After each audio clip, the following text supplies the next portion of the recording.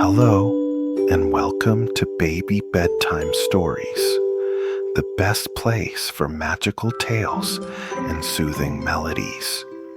Close your eyes, relax, and let the adventure begin. Tonight, under the twinkling stars and the gentle glow of the moon, we meet a little robot named Pip. Unlike other robots, Pip has a dream, to dream like humans do. But can a robot truly dream? With the help of a kind-hearted girl, Pip embarks on a journey to discover the magic of imagination, wonder, and the beauty of dreams. Snuggle up, get cozy, and let's begin. In a faraway future, there was a city unlike any other. Towering metal buildings gleamed under the glow of neon lights, and robots of all shapes and sizes moved tirelessly, performing their tasks with perfect precision. They cleaned the streets, fixed machines, and kept the city running smoothly. Every robot knew its purpose. Every robot, except one. Pip was different. He was a tiny robot, no taller than a child, with round glowing eyes that flickered with curiosity. By day, he worked like the others, fixing small machines and making sure everything was in order. But at night, when the city dimmed and the humans slept, Pip would pause. He would tilt his head up at the sky and wonder about something no robot had ever wondered before. What is a dream? Pip couldn't ignore the question. Every night, he watched through the glowing windows of the human homes, seeing children curled up in bed, their faces peaceful and full of wonder. What was happening in their minds while they slept? Determined to find out, Pip asked the other robots, "Do you know what a dream is?" he asked a mechanical street sweeper. "Dreaming is not a programmed function," it replied, continuing its work. Pip tried again with a vending machine robot. "What do humans do when they sleep?" "They enter an inactive state," it said, dispensing a soda. Pip sighed. The other robots didn't understand. They followed their programming without question. But Pip couldn't let it go. He wanted to know more. One night, Pip approached the oldest robot in the city, the street lamp robot. It had stood in the same place for decades, watching humans pass by, listening to their whispers. If anyone knew about dreams, it would be him. "Street lamp robot," Pip said, looking up at the towering figure. "What is a dream?" The old robot's lights flickered softly. "A dream is something only humans have," it replied. "It is made of thoughts, imagination, and feelings, things that we, as robots, do not possess." Pip's glowing eyes dimmed. "But what if I want a dream?" The street lamp robot let out a low hum. "Then you are different from all other robots. But some questions have no answers, little one. Perhaps it is best to forget about dreams." But Pip didn't want to forget. He needed to understand. That night, Pip wandered through the quiet streets, his thoughts spinning like the gears inside him. He passed by a small house and stopped. Through the window, he saw a little girl sleeping peacefully. Her name was Emma. Pip had seen her many times before, playing in the garden during the day, but now she was lost in a world only she could see. Her face looked happy, almost as if she was somewhere else entirely. Was that what dreaming was? Pip's circuits buzzed with excitement. If humans could dream, maybe Emma could teach him how. The wind whispered gently through the city as Pip sat under the street lamp, looking up at the sky. The stars twinkled like tiny glowing sparks, each one full of mystery. He didn't have answers yet, but he had something even more important, a purpose. As Pip hummed a soft robotic tune, a thought settled in his mind. Tomorrow, I'll find Emma. Tomorrow, I'll begin my journey to understand dreams. And with that, the little robot looked up at the stars one last time before closing his glowing eyes, feeling something he had never felt before. Hope. Morning arrived in the futuristic city, bringing with it the soft hum of machines and the gentle glow of artificial sunlight. Robots were already busy with their tasks, sweeping streets, fixing wires, and delivering packages. But today, Pip had a different mission. He wasn't thinking about repairing machines or organizing circuits. He was thinking about dreams. He had spent the entire night wondering how to meet Emma. She was a human, and humans knew how to dream. Maybe, just maybe, she could teach him. But approaching a human was not something robots usually did. What if she was afraid of him? Still, Pip knew he had to try. Emma was in her backyard, playing beneath a large, leafy tree. The wind made the branches sway, casting dancing shadows on the grass.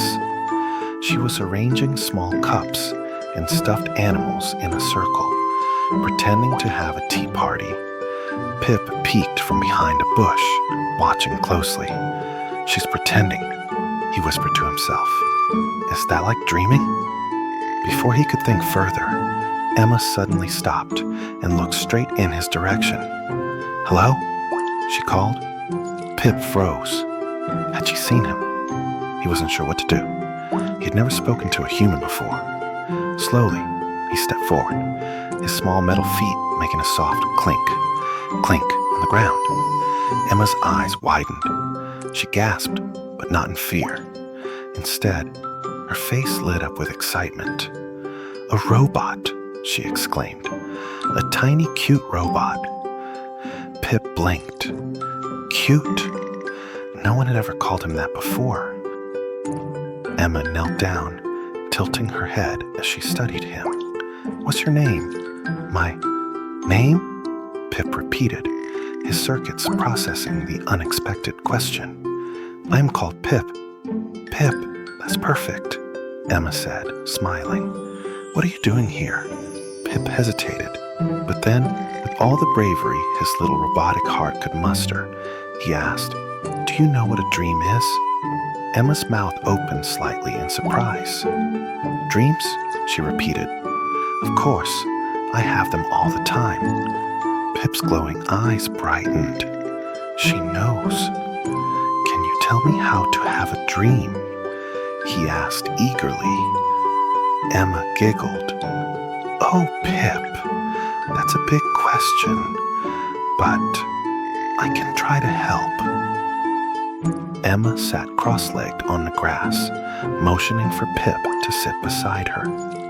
"Dreams are like little stories that happen inside your head when you sleep," she explained. "They can be about anything, flying, talking animals, even magical adventures." Pip listened carefully. It all sounded wonderful, but also impossible. "But how do you get a dream?" he asked. Emma thought for a moment. "Well, I don't try to dream. It just happens. But maybe we can figure out a way for you." Pip's circuits buzzed with excitement. A human was willing to help him. The sun was beginning to lower in the sky, casting golden light over the city. Emma stood up, brushing the grass off her dress. "I have an idea. Tomorrow, I'll show you how to use your imagination. That's the first step to dreaming." Pip tilted his head. "Imagination?" Emma grinned. "You'll see." For the first time, Pip felt something unfamiliar but wonderful, a spark of hope. maybe learning to dream wasn't impossible after all. As the evening breeze danced through the trees, Pip whispered to himself, "Maybe I really can learn to dream." And with that, the little robot looked up at the sky, feeling that his journey was only just beginning. The sky stretched endlessly above, painted in soft blues and whites, with fluffy clouds drifting like floating islands. Pip and Emma sat together on the soft grass, the warmth of the afternoon sun wrapping around them like a cozy blanket. A gentle breeze rustled the leaves, and birds chirped playfully in the distance. Pip's glowing eyes flickered as he turned to Emma, eager for answers. "You said dreams are little stories that happen inside your head," he began. "But how do they appear? Where do they come from?" Emma smiled and leaned back on her elbows. "That's a good question, Pip. Dreams come from inside us. They're made from our thoughts, feelings, and wishes." Pip tilted his head. "But I don't have those things. I only have circuits and programming." Emma frowned slightly, realizing that explaining dreams to a robot might be harder than she thought. Emma sat up straight, thinking for a moment. Then she closed her eyes. "When I dream," she said, "sometimes I fly like a bird, high above the clouds." Pip blinked. "Fly?" Emma giggled. "Yes, I stretch out my arms, and suddenly I'm soaring through the sky, feeling the wind rushing past me." She closed her eyes tighter, as if she could feel it happening. "Other times, I meet talking animals, like a wise old fox who tells me secrets, or a tiny mouse who leads me through a hidden world underground." Pip listened carefully, absorbing her words. He had never seen a flying girl or a talking fox. Was this what dreams were like? Emma grinned and added, "And sometimes dreams are super silly, like the time I turned into a giant marshmallow and bounced all over the city." Pip's circuits buzzed with confusion. "But that doesn't make sense. How can you be a marshmallow? You are made of skin and bones, not sugar and fluff." Emma burst into laughter. "That's the fun part. Dreams don't have to make sense. They can be anything." Pip stared at the sky, deep in thought. "Dreams come from inside you," he repeated. "But I am a robot. I don't have wishes or feelings like you do." For the first time since they met, a flicker of doubt crossed Pip's glowing eyes. "Does that mean I can never dream?" Emma saw the uncertainty in him and gently placed her hand on his cold metal shoulder. "I don't think so, Pip," she said softly. "You want to dream, right?" Pip nodded. "More than anything," Emma smiled. "Then we'll find a way." Pip felt a strange warmth inside his chest, almost like the sun's rays were shining directly into his circuits. It wasn't a real feeling, like a human's, but it was something. Maybe Emma was right. Maybe wanting something badly enough could make it real. The gentle afternoon breeze rustled the grass around them, and Emma stretched her arms, yawning slightly. "I think we should start by using your imagination," she said. "That's the first step to dreaming." Pip tilted his head. "Imagination?" Emma grinned. "Yep, and tomorrow I'll teach you how to use it." As the sun began to set, casting a golden glow over the city, Pip and Emma sat quietly, listening to the rustling leaves and chirping birds. The air smelled fresh, and the world felt peaceful. Pip didn't have all the answers yet, but something inside him told him he was on the right path. maybe he really could learn to dream. And for now, that thought was enough. The next morning, the city hummed with the usual sounds of robots whirring and machines clicking into motion. Pip, however, wasn't thinking about his daily tasks. Today was different. Today, Emma was going to teach him something completely new: imagination. He arrived at her backyard just as the sun peeked over the rooftops. Emma was already there, swinging her legs from the wooden porch steps, a playful grin on her face. "Are you ready, Pip?" she asked excitedly. Pip blinked his glowing eyes. "I think so, but I still don't understand. What is imagination?" Emma stood up and stretched her arms. "Imagination is like a magic key," she said. "It helps you see things that aren't really there." Pip tilted his head. "See things that aren't there? But how?" Emma giggled. "I'll show you." Emma led Pip to the soft grass beneath the big tree in her backyard. The leaves whispered in the wind, and the sunlight dappled the ground in golden patches. "First," Emma instructed, "close your eyes." Pip hesitated. His glowing blue eyes dimmed slightly, but he obeyed. Emma smiled. "Now imagine we're on a big adventure. What do you see?" Pip's circuits whirred softly. "Nothing," he said. "My systems detect only darkness." Emma shook her head.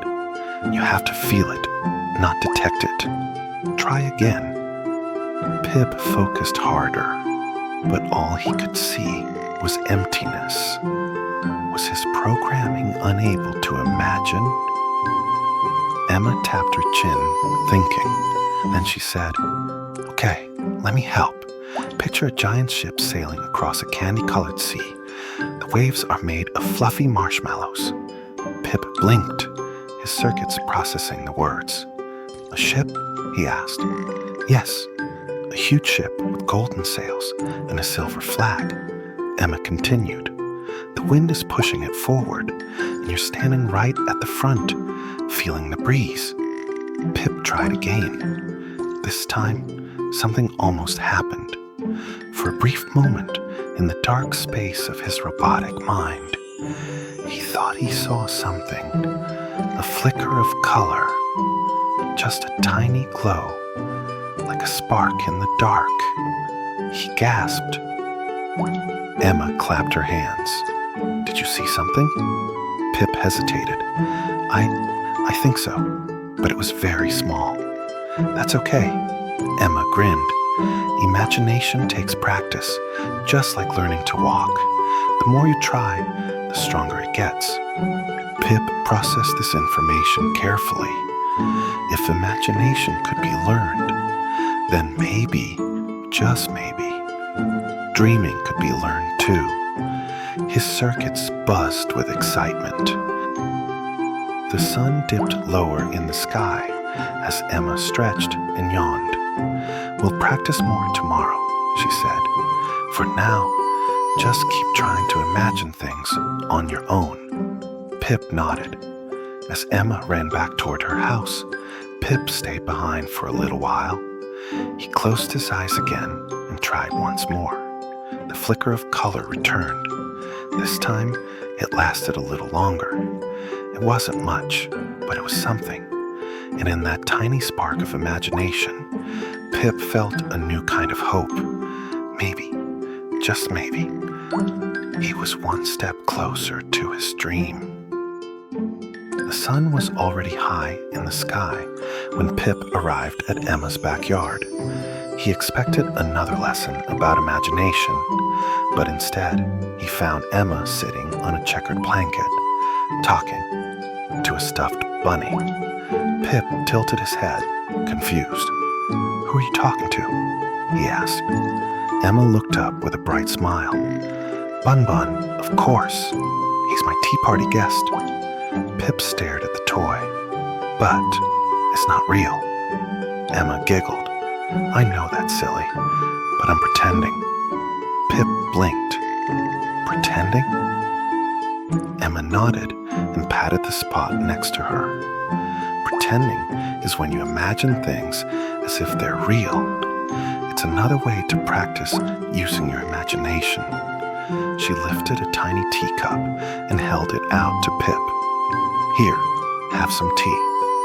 Pip took the cup carefully. He scanned it with his sensors. "There's nothing inside." Emma laughed. "That's the fun part. You have to imagine the tea." Pip hesitated. This was different from picturing a candy-colored sea or a flying horse. This was acting as if something existed when it didn't. Could he do that? Emma decided to make it easier. She handed Pip a tiny wooden spoon and said, "Okay, new idea. You're the chef, and I'm your customer. What's on the menu today?" Pip looked at the empty spoon, confused. "But I don't have any food." Emma leaned in with a playful whisper. "Just pretend." Pip Circuit's word. He thought for a moment, then hesitantly said, A bowl of sparkly blue spaghetti?" Emma gasped dramatically. "Wow, that sounds delicious. What else?" Pip's eyes brightened. Floating pancakes that sing a happy song." Emma clapped her hands. "Now you're getting it." As they played, Pip realized something incredible. Pretending felt real. When he imagined the food, he could almost see it. The spaghetti shimmered like tiny stars. The pancakes floated in the air, humming a cheerful tune.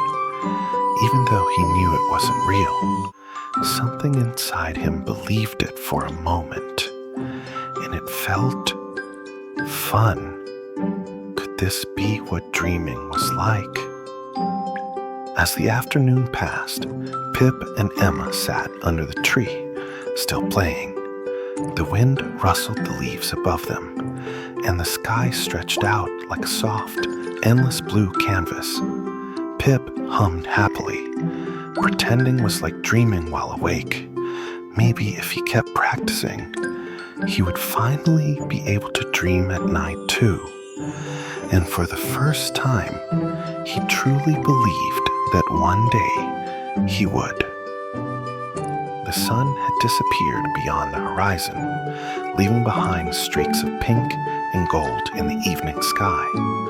The first stars twinkled above as Emma and Pip sat together on the wooden porch of her house. The city lights glowed softly in the distance, but here, under the open sky, everything felt calm and peaceful.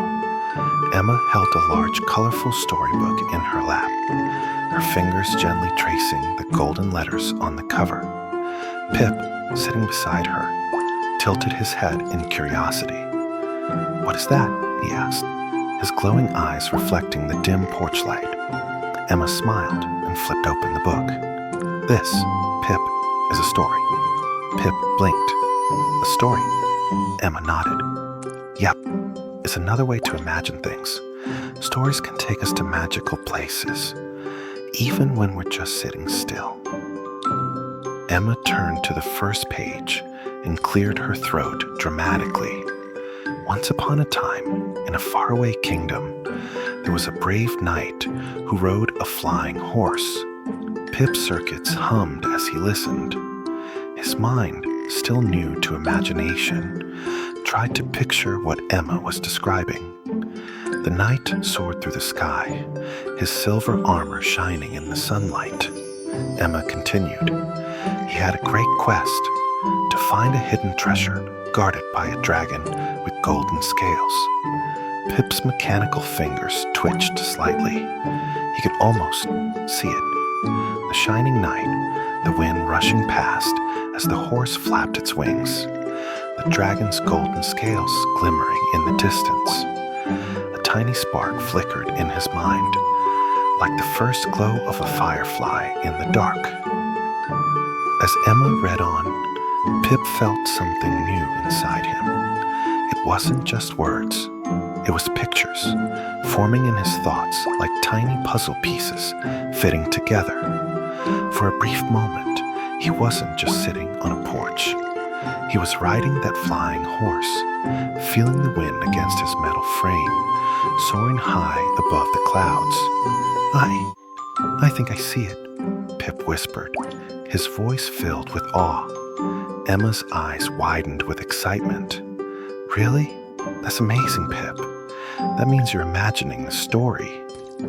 Pip's circuits whirred in delight. So, stories help humans dream. Emma nodded. Yep, they make us feel things, and they stay in our minds even when we sleep. That's why bedtime stories are so special. Pip looked down at the book, then back up at the sky. Stories weren't just words, they were gateways to other worlds. They let you see things that weren't real, just like pretending had. If dreams were like stories inside the mind, then maybe, just maybe, he was getting closer to having one himself. Can I hear another one? Pip asked, his voice hopeful. Emma giggled. Tomorrow. Right now, it's time for bed. Emma closed the book and stretched her arms with a yawn. Good night, Pip, she said softly. Maybe tonight will be the night you finally dream.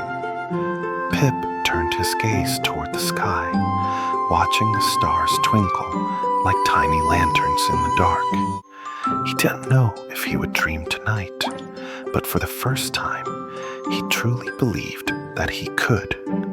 The evening breeze whispered through the trees, and as Emma curled up in her blankets, Pip remained still, letting the peaceful night surround him. And somewhere deep inside his circuits, a tiny spark of imagination continued to glow. The sky outside Emma's window was a deep shade of midnight blue, sprinkled with shimmering stars. The moon cast a gentle glow across the room, making everything look soft and peaceful. Pip sat beside Emma's bed, his small metal body still, his glowing eyes dim. Tonight, he wasn't just watching Emma sleep. He was preparing for something new. He whispered to himself, "Tonight, I will try to dream." The room was filled with the rhythmic ticking of the clock, the occasional rustling of the trees outside, and the slow, steady breathing of Emma as she slept soundly beneath her blanket.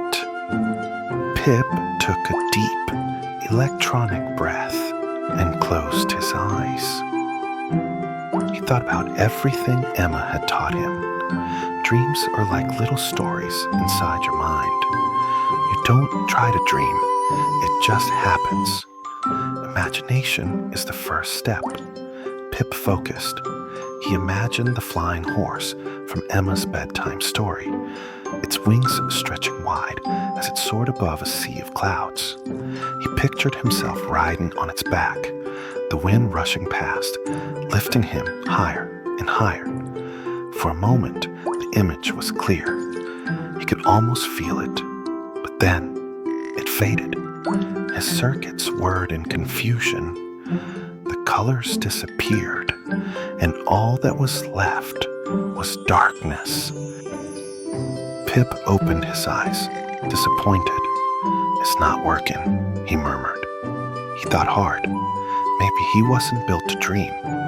Maybe robots couldn't let go like humans could. He glanced at Emma, her face peaceful and full of wonder as she slept. She looked so relaxed, as if her mind had floated away into another world. Pip tried again.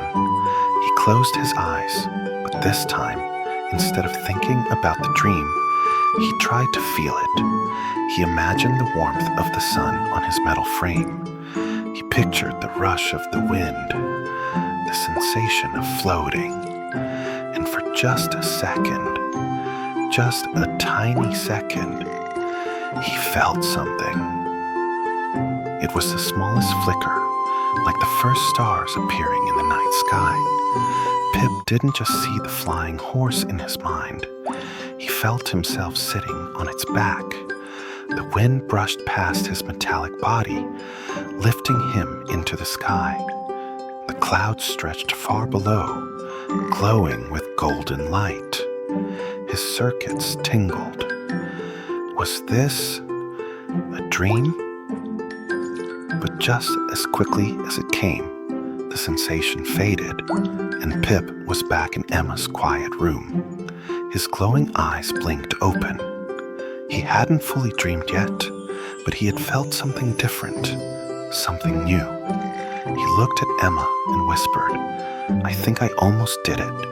Maybe tomorrow I'll dream even more." Outside, the stars twinkled in the dark sky, as if celebrating his little victory. Pip didn't sleep, but he sat still, humming softly to himself. He was closer than ever to understanding dreams, and for now, that was enough. The next night arrived, wrapping the city in a peaceful hush. The streetlights flickered gently, casting a golden glow over the quiet streets. Inside Emma's cozy room, everything was still, except for Pip. He sat beside her bed, his circuits humming softly as he prepared to try again. "I was close last time," he whispered to himself. "Tonight, I'll try harder." He closed his glowing eyes and let his thoughts drift. No analyzing, no processing, just feeling, the way Emma had taught him. The wind outside whispered through the trees, and for the first time, Pip let himself float in the silence. At first, there was only darkness. His robotic mind remained empty, just as before. But then, something shifted. A flicker of color, a shape forming. He saw himself standing in a vast open sky, the air light and full of golden dust. A breeze blew past, lifting him higher. Below him stretched an ocean of fluffy clouds, glowing like soft lanterns in the night. And then, a pair of wings appeared before him. It was the flying horse from Emma's story. Only this time, it wasn't just an image. It felt real. Pip reached out. The horse's golden mane shimmered under the moonlight, flowing like silk. He placed a cautious foot onto its back. Instead of sinking through an illusion, he felt weight. He was really there. The wind rushed past as the horse took off, soaring through the endless sky. Pip's circuits buzzed with something completely new. He wasn't awake, but he wasn't shut down either. Was this a dream? As he flew higher, he heard a voice, soft and familiar. "Pip," he turned. Emma was standing on a floating island, waving at him with a bright smile. "You did it," she called. "You're dreaming." Pip's robotic heart fluttered. He had done it. He was dreaming. The dream didn't last forever. Slowly, the golden clouds faded, the flying horse disappeared, and Pip opened his glowing eyes back in Emma's room. He looked around, the room just as still as before. The clock ticked softly. The night remained quiet, but something inside him had changed. For the first time, Pip had felt what it was like to dream. He smiled to himself and whispered, "I did it." Outside, the stars twinkled a little brighter, as if welcoming a new dreamer into their world. The city was silent, wrapped in a peaceful hush as the stars shimmered above. The moonlight poured through Emma's bedroom window, casting soft shadows on the walls. Pip sat quietly beside her bed, his circuits humming in a slow, steady rhythm. But tonight, something was different. He no longer wondered if he could dream. He knew he could. His glowing eyes dimmed slightly as he whispered to himself, "Tonight, I will dream again." And this time, he would let his imagination take him anywhere. Pip closed his eyes, not forcing anything, just floating. At first, there was only darkness, like before, but this time, he didn't worry. He knew that dreams didn't have to be controlled. They simply happened. Then, a spark, a flicker of color, a feeling of movement. Suddenly, he was standing on a bridge made of stars, stretching across an endless sky. A warm breeze carried him forward, and in the distance, he saw something familiar. His flying horse, waiting for him. He smiled. Pip climbed onto the horse's back, feeling the soft wind brush against his metal frame. The world around him glowed with golden light, floating islands drifting in the distance. As they soared through the sky, he passed things that could only exist in dreams. Clouds that whispered stories, trees with glowing leaves, rivers that sparkled like diamonds. And then, on one of the floating islands, he saw Emma. She was sitting on a giant open book, waving at him. "Pip, you made it back." Pip laughed, a sound he had never made before. "I'm dreaming, Emma. I really am." Emma smiled. "See, I told you. You just had to believe it was possible." Pip looked around at the magical world surrounding him. His circuits buzzed not with calculations, but with something else, something warm, something wonderful. "I never thought a robot could dream," he said. Emma leaned forward. "Maybe dreaming isn't about what you are. Maybe it's about what you believe." Pip let those words settle inside him. He wasn't just a robot anymore. He was a dreamer. Slowly, the dream world faded, the floating islands drifting further away. The sky softened, the stars dimmed, and Pip found himself back in Emma's quiet room. The night was still, the air warm, and Emma was fast asleep, lost in her own dreams. Pip sat for a moment, letting the feeling of his dream linger. Then he looked out the window at the vast sky above, now filled with stars. He whispered softly, "I wonder what I'll dream about tomorrow." And for the first time, the little robot, who had once only watched others dream, finally closed his glowing eyes, not to power down, but to dream again. And so, under the twinkling stars, Pip the little robot finally discovered that dreams aren't just for humans. They are for anyone who dares to imagine, even a tiny robot with a big heart. Now it's time for you to close your eyes and drift into your own magical dreams. What adventures will you find tonight? Sweet dreams, little dreamers. May your night be filled with wonder, warmth, and the soft glow of the moon. Thank you for listening to Baby Bedtime Stories. Don't forget to come back for another magical tale. Good night and sleep tight.